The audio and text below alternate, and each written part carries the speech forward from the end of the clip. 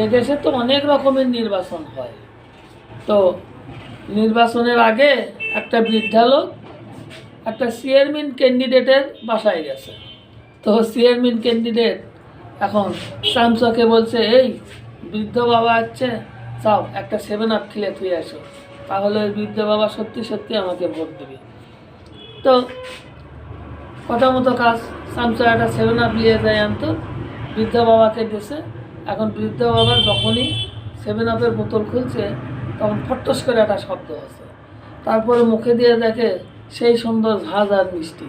তো খাইয়ে চলে যাচ্ছে আর বলছে যে, বাবা আবার কি আসবো?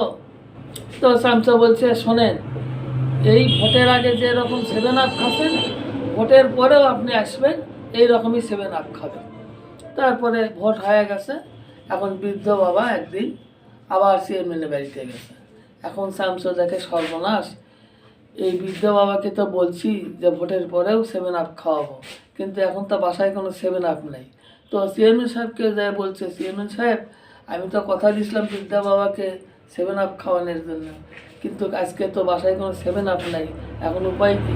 চেয়ারম্যান বলছে, শোন, 7 আপের বোতলের ভেতর কিছু চিনি মিশে আনতন, লিয়ে যায় আনতন, ওই বৃদ্ধ বাবার হাতে দিই।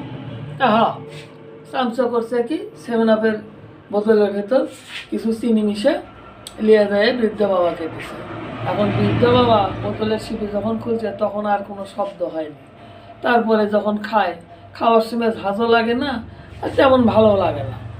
তো বলছে, চামচাকে বলছে যে, ভোটের আগে 7 আপ খেলাম, বোতল খোলার সাথে সাথেই ফট্টস করে একটা শব্দ হলো আর কত সুন্দর ঝাঁজ, আর আজকে বোতল খোলার সময় তো কোনো শব্দ হলো না।